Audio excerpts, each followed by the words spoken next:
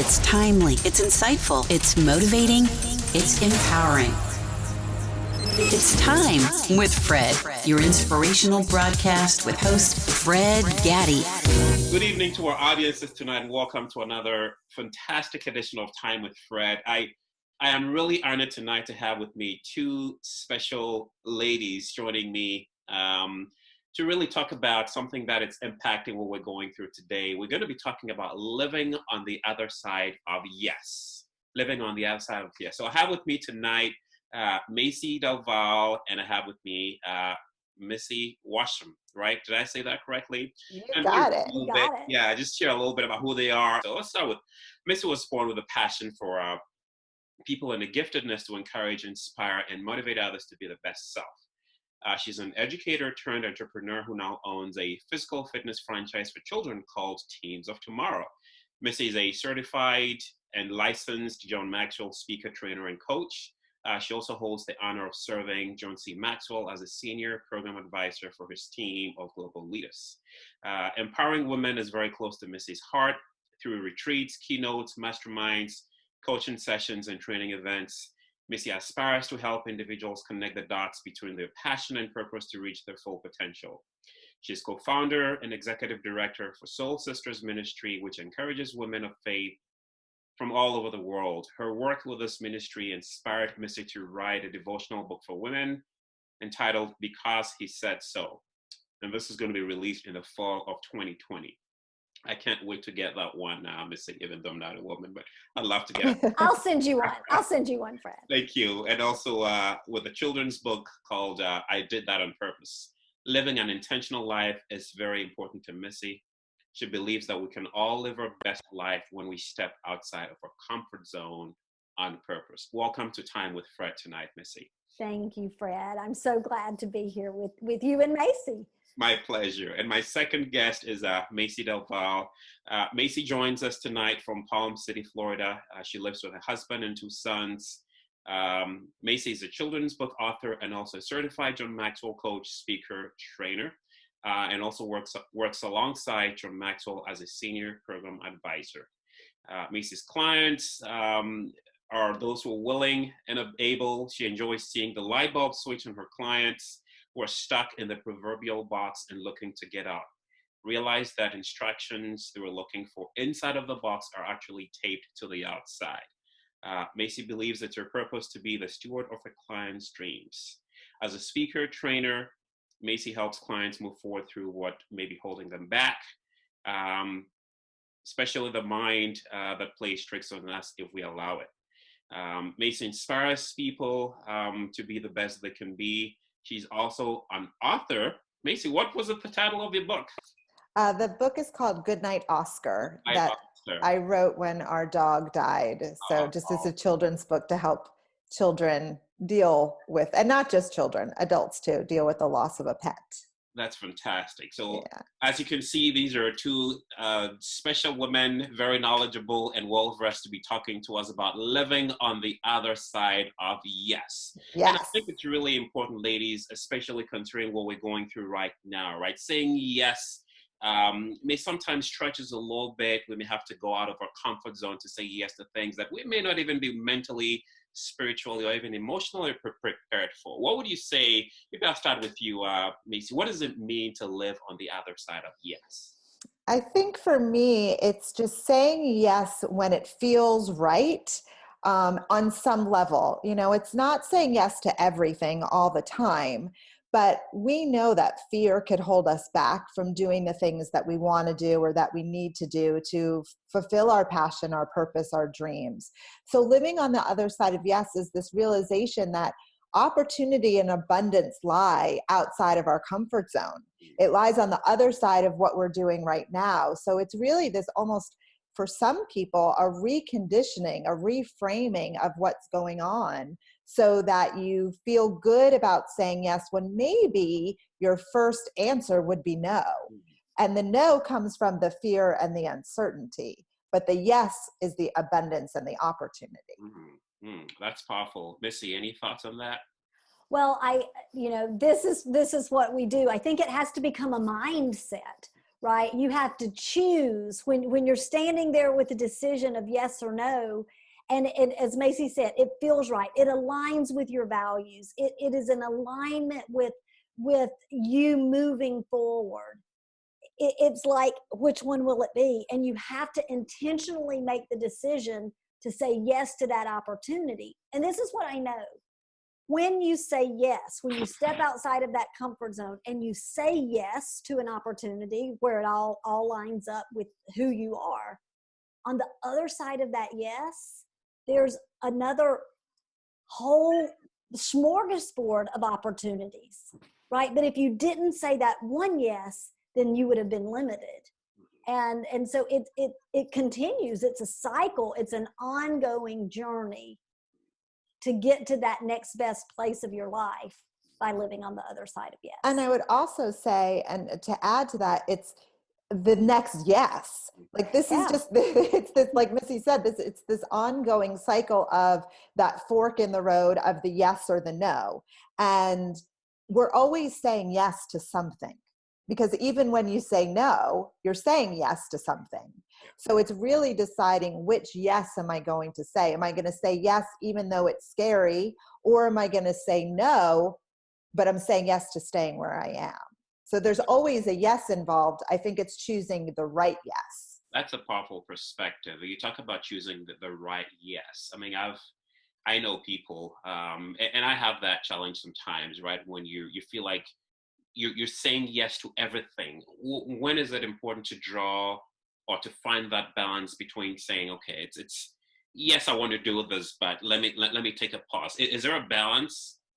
I mean, I think it's important just to make sure that it's an alignment, like with your core, your values, your morals, your integrity, but also, is it going to help you get closer to where you want to go?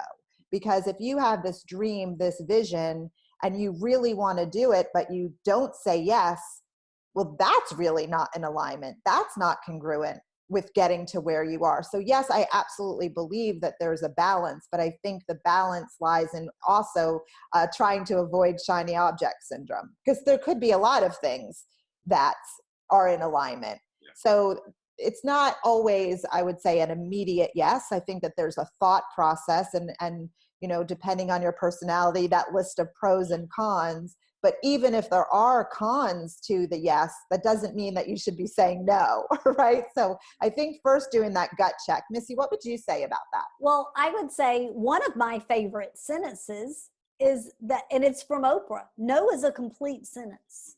So it's okay to say no, right? I think that in general, people don't say no enough. Yes. But it's the things that they are not saying yes to that you have to examine. Got it. You know, from the time we are born and we're communicating, I believe you're told no 80% more of the time than you are yes in those developing years. And so we're really conditioned to go there with life, right? To focus on the no. And so it's okay to say no. I say no often because I choose my yeses carefully and strategically to serve those that I love, those that are around me, but also so that I can live fully in my passion and my purpose and my calling. And so it's okay to say no. But, and I think it also, sorry, Miss, I think it also goes back to identifying your why. What is that passion? What is that purpose? What is that calling, and why? Because if you don't know the answers to those things, you don't know what to say yes to and what not to say yes. And you could be saying yes to all the wrong things. So I think really identifying that first, if you back it all up, right? Living on the other side of yes, as long as it lines up with my passion, my purpose, my goals, my vision, my morals. You've got to know where you stand with those first. That makes perfect sense. I mean, you have to be intentional, right, about what you say yeses to. Without question. One of the challenges for a lot of people really is the things that hold us back. One of which is fear.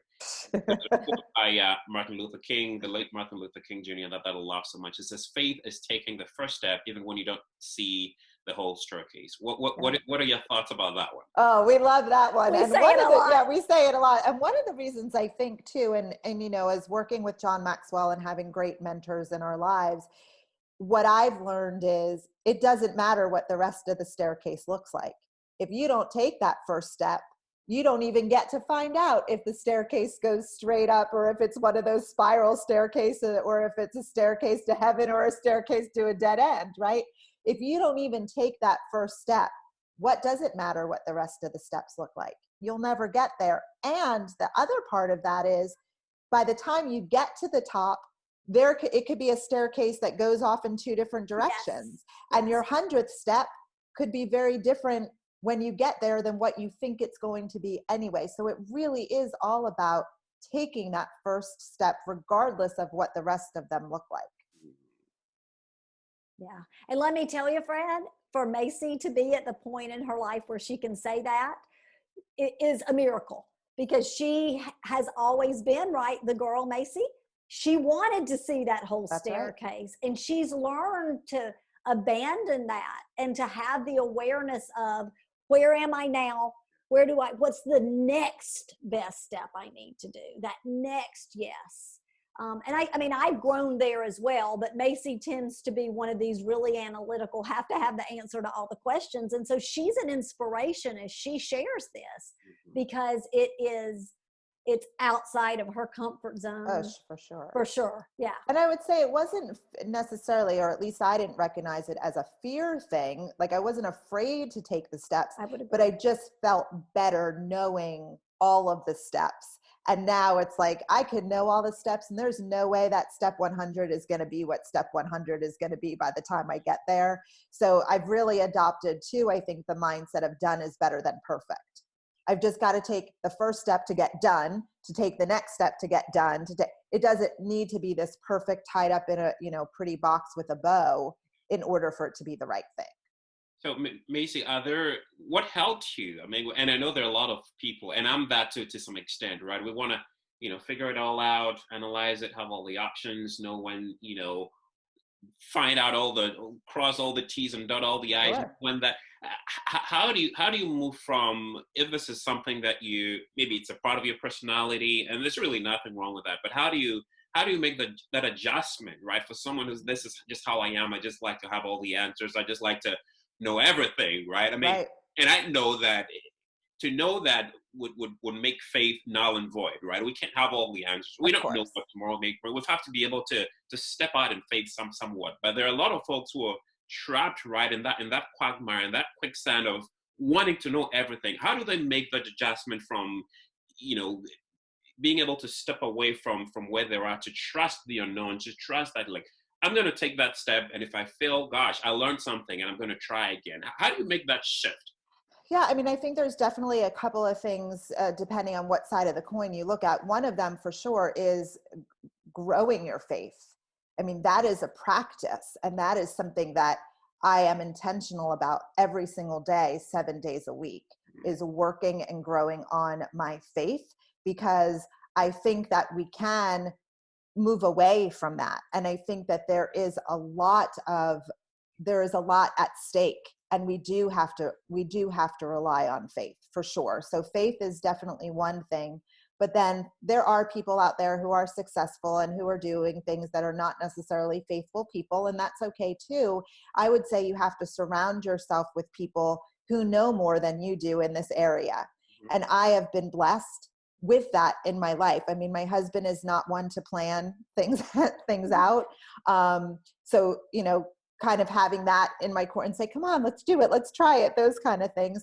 But also I have amazing mentors who for the past 6 years have been pouring into me. I've invested in mentorship so that I could have people that are experts in this area to help me work through this area. Because I am not an expert in this. I try to live it out, but I need to have people pouring into me, showing me the way and letting me know that it's okay. And it is hard work. It doesn't come easy, but it is something, as you had mentioned before, I'm definitely intentional about. How about you, Missy? I've interviewed quite a few people who've all shared that at some point in their lives, to help them overcome whatever challenge they were going through, they had a support system, whether they were mentors, whether they were parents, whether they were friends, just people they could count on to get them across the bridge, right? How important is it, Missy, to have some support system, whether they're mentors, whether they're counselor, whoever, faith leaders, whoever? How important is that in helping you get over to that side of yes? I think perhaps it's one of the single most important parts of that equation, right? Who you surround yourself is who you become. You are the sum of the people that you surround yourself with. And so I think anytime we are stretching and growing, that there's going to be people, Macy always, and Macy, you can say it, right, that you have to leave behind because you're moving forward. Macy, what do you always say? I'm not going to take your line. No, it's okay. I always say that I'm on the bus moving forward, and I will open the door for you. You could come with me. You want to come on this bus, this growth journey, moving forward to our goals, to our dreams. You could come with me, but I am not stopping and I am not slowing down. Hop on with me. I'll take you with me, but we're going. We are just moving in that direction.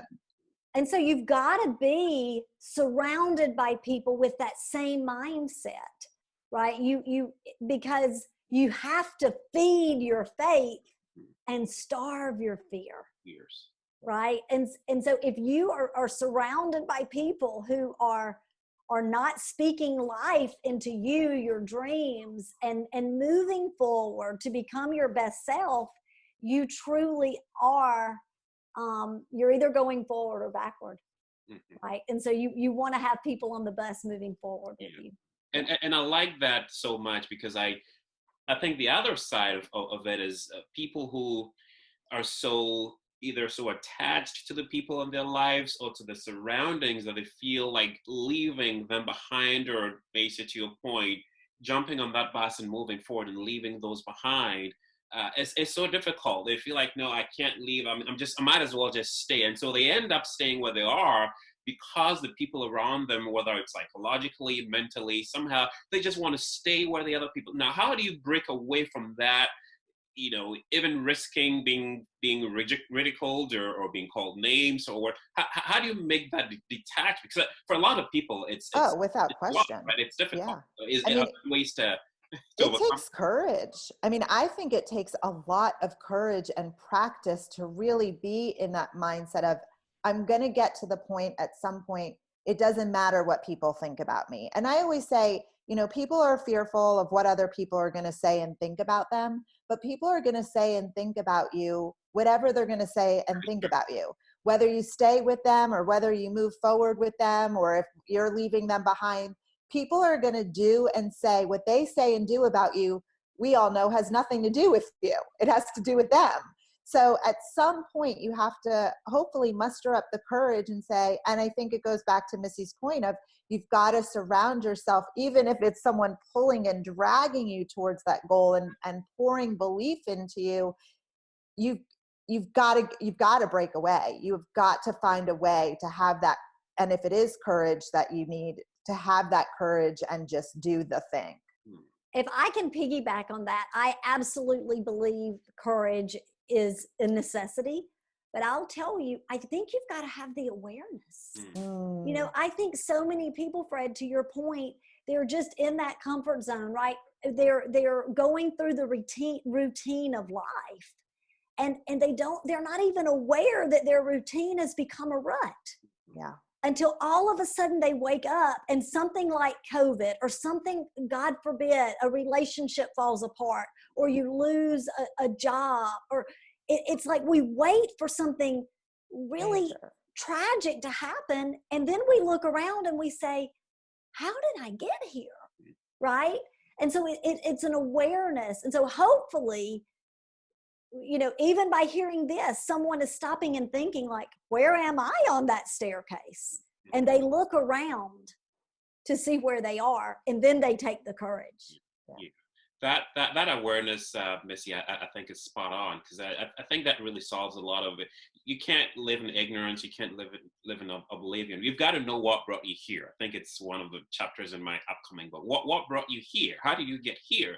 And I think if you don't know the actions and the decisions that brought you to where you are, you're not going to be able to move from that point to where you want to be. So I think that awareness is key. Uh, c- can you build awareness? I mean, how do you become Oh, I aware? think so.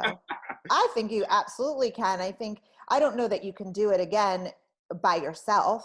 I think that you have to have people in your life that can help you hold that mirror. I mean, there are books, right? You could, if you're going to really do something by yourself, of course you can. But I really think, and that's why, especially the John Maxwell team is so valuable for people, because I think oftentimes, Fred, we don't know what we don't know. That's right. People, Yeah, like Missy said, are exactly. living this life that they don't even realize that they are stuck in a rut until someone brings this up. Then they're like, oh, or they see an ad on Facebook, or they're having a conversation with a friend, or one of those things that they realize, hey, they're talking about me. And so I think that just surrounding yourself, and also I would say being Yeah.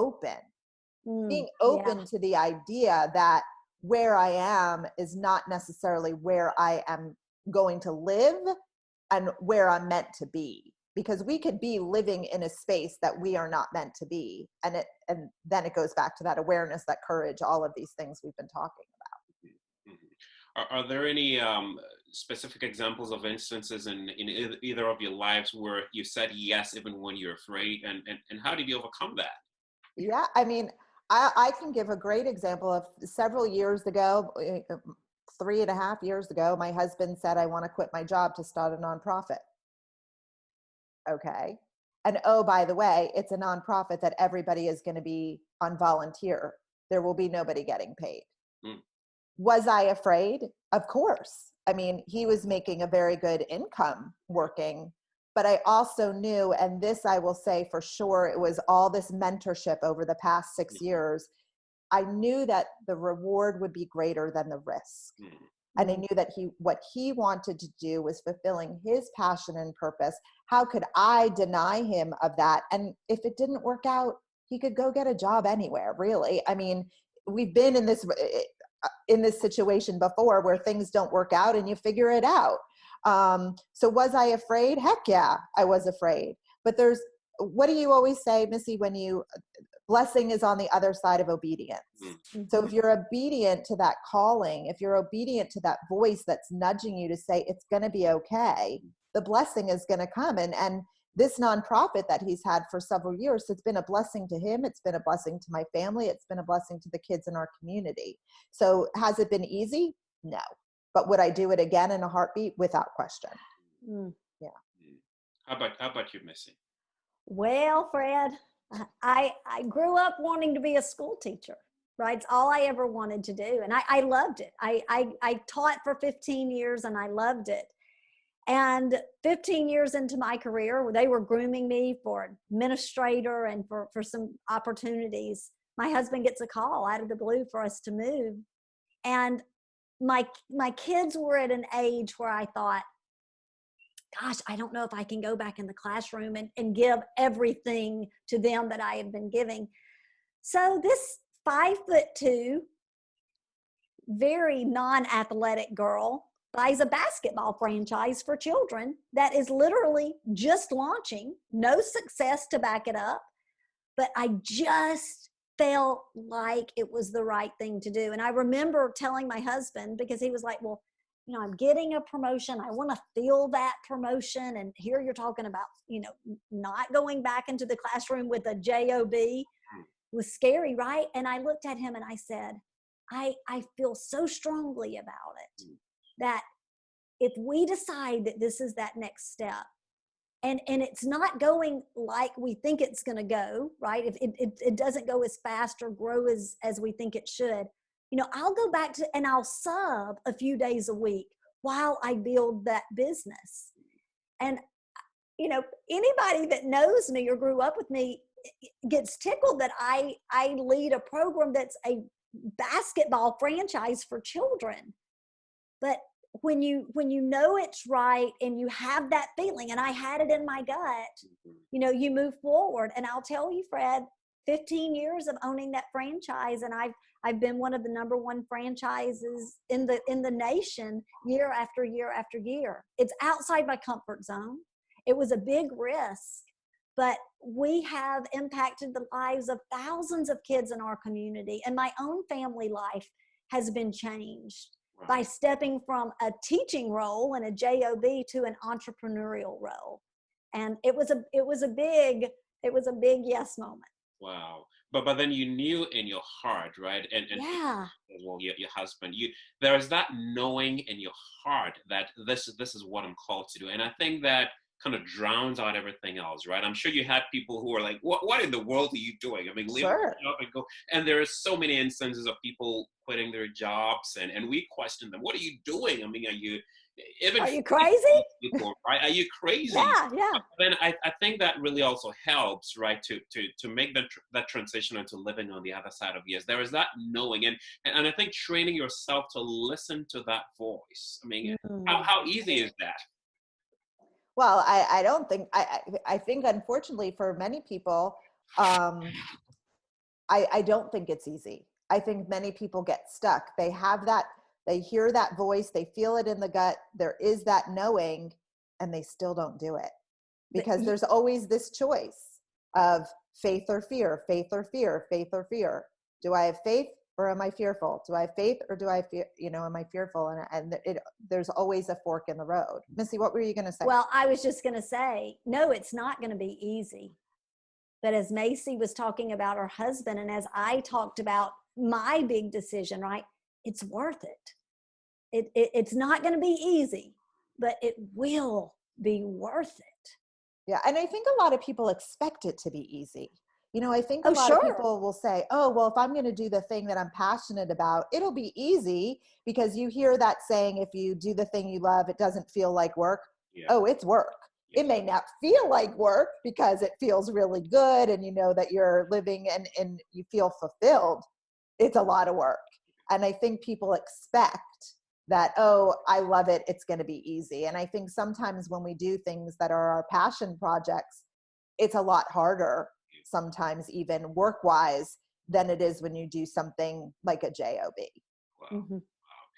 And this is a great discussion. I know we could go on and on, but I want to be respectful of time here. But there's people watching right now who, maybe someone watching who wants to take that step. They know they need to make that step to go to the other side of the yes, but somehow it's either there's that fear, maybe there's someone that are naysayers, and any words of encouragement from both of you to someone who may be watching right now, who knows that they need to they know, they can feel it, just probably like you, Missy, right? They know this is what they're called to do, but somehow they're either questioning themselves, second guessing themselves, or someone might have said something to them that may be watering down those dreams, right?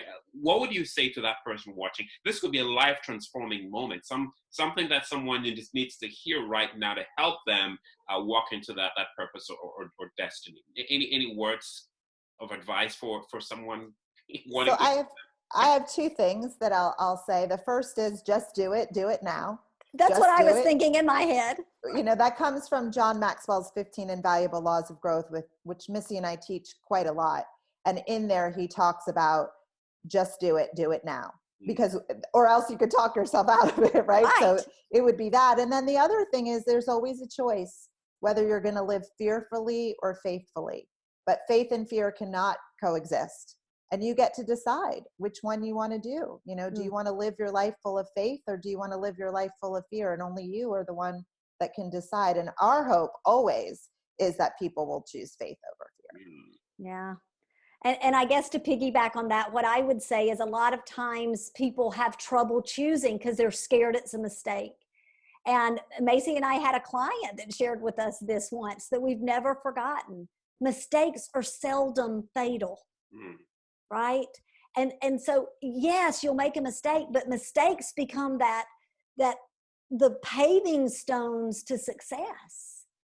And, I can remember when my husband and I decided that I would do the franchise, and I looked at him and I said, honey, if we have to eat beans and rice for a little while, we'll eat beans and rice for a little while. And you know, we didn't have beans and rice one time, Fred, except when I asked my husband to make me some red beans and rice because I was craving it. Right? But I was prepared to make that sacrifice. I was open to making the mistakes because I wanted what was on the other side. Yeah. And that's a powerful perspective, because if you see it that way, that even the mistakes are stepping stones for success. Yeah, embrace them. Yeah, once you change that mindset, or once you see it differently, everything else changes. Right? And not even embrace them, but I would also, in addition to embrace them, expect them. Yes. Expect mistakes, because they are going to happen. And if you go into that openly expecting that there will be some bumps in the road, you are less likely to be disappointed when they do happen. Yeah. And even considering what we're going through right now, well, I think we can end on this note, but and we don't want to minimize it. I say this all the time, but there are people genuinely without jobs. There are people who've lost lives. I know people personally who've lost family members, and we're not minimizing this in anything, but is there anything to be learned from what we're going through right now? Yes, we see the stats, we see the death tolls rising, we see all this chaos globally. What can we make out of this crisis? Where is the silver line, or how can someone see the silver lining in what we're going through right now? Hey, Mason, I'll take that, and you can Sure. kind of wrap it up, because one of the things that comes to mind right now is a follow-up of what I said earlier. You know, yes, there's a lot of bad things going on, but right now people are taking a pause in their life, right? Things around us have slowed down to the point where we can sit and examine where we are. Are you where you want to be right now? Is this the life that you feel 100% called to, that you wake up with that passion and that enthusiasm for what the day brings? And so no matter what's going on around you, take this time right now to look inward and look onward, because tomorrow's coming, right? We will get through this. And when we are on the other side of the pandemic, of our current situation, will we be on the other side of it becoming a better version of ourselves, or one that gets right back into the rut of life? So take this time for you, for those you love, and evaluate where you are, reassess where you want to be. Look, we're not going to come out on the other side in a whole new place. We can't change our destination overnight, but we can change our direction right now, today. Yeah. And I would also add, there's opportunity right now, and there are people thriving. And I think, again, when we think about the choices that we have a choice to say, how can I get better right now? Where do I want to go after this is over? And what am I doing in this moment to help me get there? Because if we were to wave a magic wand, most people probably don't want to go back to the way things were, because they're not living in their passion and purpose. So as Missy said, right now this is a beautiful moment that we can do new things, try new experiences, create different memories, build better relationships, but seek the opportunities, and also understand and have the awareness that this is an opportunity. It's a problem. Of course, we're not, like you were saying, Fred, we're not downplaying the fact that that this is a problem, but it's a mindset shift. Is it a problem? And where is the opportunity within this problem? Very powerful words there. And I want to thank you both. I want to thank you, Missy Washam, for coming on Time with Fred and sharing those. I trust that someone watching tonight's I certainly got something out of it.